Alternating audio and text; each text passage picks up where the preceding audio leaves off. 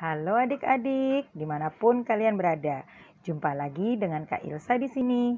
Penasaran ya, Kak Ilsa akan cerita apa hari ini?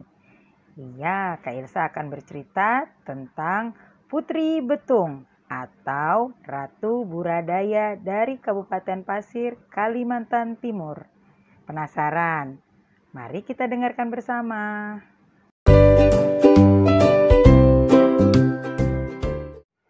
Pada zaman dahulu kala, ada seorang laki tua yang tinggal di desa Pasir Mayang, Kabupaten Pasir. Pekerjaannya adalah mencari bambu untuk dijual. Pada suatu hari, pada saat ia mencari bambu di tengah hutan, ia terkejut karena melihat di dalam sebuah bambu yang ditebangnya ada sebuah telur. Dia bingung, mengapa di dalam bambu tersebut ada telur? Dia pun membawa telur itu pulang ke rumahnya. Setelah berbulan-bulan, telur tersebut menetas.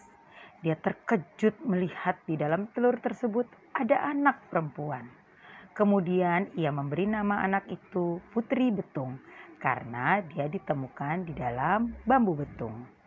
20 tahun kemudian, sang putri telah dewasa, memiliki paras yang cantik jelita. Pada suatu hari saat membantu orang tuanya meraut bambu, tiba-tiba sang putri terluka. Orang tuanya terkejut melihat darah sang putri berwarna putih. Sang putri cepat-cepat mengobati lukanya. Hal inilah yang menyebabkan ia disebut sebagai putri berdarah putih atau dalam bahasa Pasir, Ratu Buradaya. Pada suatu ketika, orang tuanya meninggal dunia. Sehingga sang putri hidup sendirian.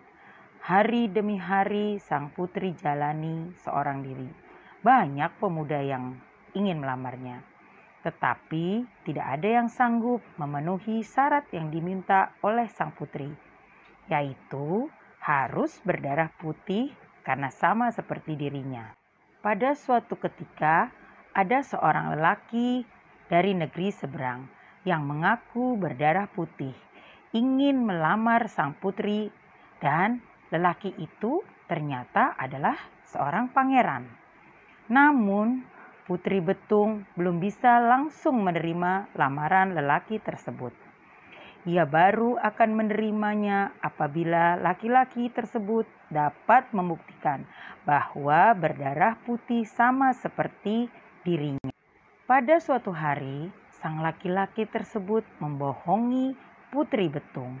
Sang laki-laki melukai jarinya, lalu dia meneteskan getah pepaya pada lukanya, sehingga darahnya nampak berwarna putih. Ia berkata pada sang putri, "Hai Putri Betung, aku berdarah putih juga sama seperti dirimu," kata lelaki tersebut. Kemudian dia perlihatkan kepada putri. Di jari laki-laki tadi darahnya berwarna putih. Putri Betung pun percaya jika darah lelaki tersebut berwarna putih. Kemudian menikahlah Putri Betung dengan lelaki tersebut. Bertahun-tahun setelah menikah, mereka pun dikaruniai anak dan keluarga mereka selalu dijaga oleh para pengawal dan prajurit yang datang bersama suaminya. Suatu hari, Putri Betung meminta suaminya meraut rotan di dalam rumah. Ketika itu, Putri Betung berada di bawah kolong rumahnya. Tiba-tiba saja Putri Betung terkena tetesan darah berwarna merah. Cepat-cepat Putri Betung naik ke rumah. Ketika itu Putri Betung sangat terkejut karena dia melihat suaminya terluka dan ia melihat darah suaminya berwarna merah. Putri Betung mengeram marah. "Dasar penipu, engkau berkata kepadaku bahwa engkau berdarah putih, tapi ternyata darahmu berwarna merah," kata putri yang sedang marah.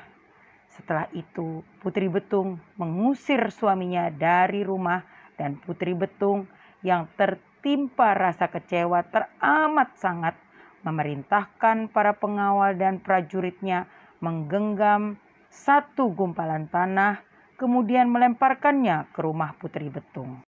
Satu persatu mereka lemparkan tanah ke rumah Putri Betung, hingga rumah yang putri tersebut tinggal tertimbun tanah berserta sang putri di dalamnya.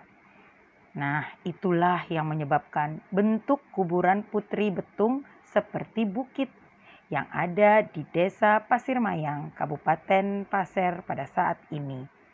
Bagi warga Pasirmayang, Putri Betung lebih dikenal dengan sebutan Ratu Buradaya atau Ratu Berdarah Putih karena darahnya yang berwarna putih tersebut.